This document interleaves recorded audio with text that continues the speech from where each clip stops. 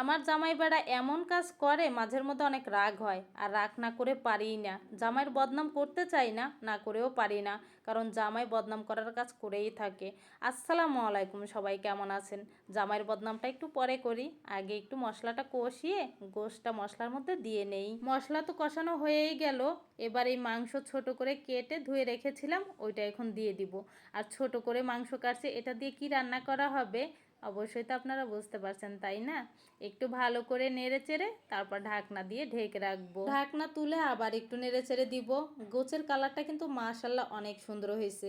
পাশের চুলা এক পাতিল পানি বসাই দিছি, এই গরম পানিটাই এই গোছের মধ্যে দিয়ে দিব। এই গোশটা হইতে থাকবে, আমি অন্য কাজগুলো করে আসব। কিছুক্ষণ পরে এসে দেখি গোশ রান্না করাটা হয়ে গেছে। বিরিয়ানির মশলাটা এখন আমি দিয়ে দিব। আর এক প্যাকেট পুরো দিব না, এক প্যাকেটের অর্ধেক মশলা দিয়ে দিব। তারপরে আমি আবার একটু নেড়ে চেড়ে নিব। গোশের মধ্যে টক দইটা দেওয়া হয়নি, একটু নেড়ে চেড়ে আমি এখন সসটা দিয়ে দিব। আর আমি সব সময় সস দিয়ে থাকি, টক দইটা খুব কমই দেওয়া হয়। এই সস দিলে মনে হয় বিরিয়ানির কালারটাও সুন্দর হয়, খেতেও অনেকটা আমার কাছে ভালো লাগে আর কি। চুলায় কিছু বসায় অন্য কাজ করতে গেলে প্রায় সময় দেখি তরকারিগুলো লেগে যায়। আজকেও যেটা হয়েছে, দেখলাম যে গোশটা অনেকটা লেগে যাইতেছিল। যাই হোক, এখন পোলাওটা বসাই দিব। চাউলগুলো আমি ধুয়ে রেখেছি, এখন পেঁয়াজটা ভেজে চাউলগুলো দিয়ে দিব। এই চাউলটাও আমি ভালো করে এখন ভেজে নিব। এর মধ্যে একটু মশলা বাটাও দিয়ে দিব, কারণ রসুন বাটা, আদা বাটা আর দারচিনি, এলাচ, তেজপাতা এগুলো তো সবসময় আমি দিয়েই থাকি।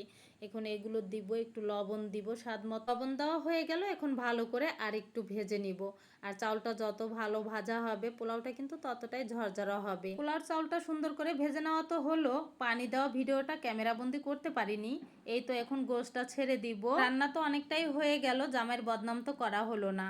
আমি আজকে এই যে বিরিয়ানি রান্না করলাম, আমার জামাইয়ের জন্য আবার ভাত তরকারি রান্না করতে হবে, কারণ আমার জামাই এটা খাবে না।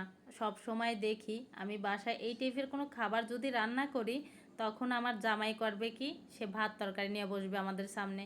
আর তখন আমার কাছে অনেক খারাপ লাগে, কিন্তু আমার জামাই বলে এটা নাকি ওর খাইতে তেমন ভালো লাগে না, এর জন্য ও ভাত তরকারিটা বেশি পছন্দ করে। তো মাঝের মধ্যে আমি যখন রাগ করি তখন আর কি ও একটুখানি নিয়ে পাশে তারপরে খাবে।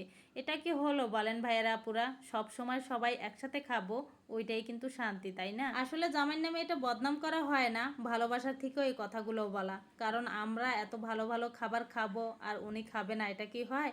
এই আর কি। রান্নাটা হয়ে গেছে, একটু চেপে চেপে ঢাকনা দিয়ে কিছুক্ষণ ঢেকে রাখবো। কিছুক্ষণ পরে এসে আবার একটু নেড়েচেড়ে দিব। এবার একটু নেড়েচেড়ে দেখতেছিলাম যে কতটা ঝরঝরা হয়েছে। দেখলাম যে মাশাআল্লাহ অনেকটা ঝরঝরা হয়েছে, খাওয়ার সময় আরও বেশি ঝরঝরা হয়েছিল। এখন গরম গরম তো তাই অতটা বোঝা যাচ্ছে না। ভিডিওটা আর বড় করব না, এখানে রেখে দিব। আসসালামু আলাইকুম, সবাই ভালো থাকবেন।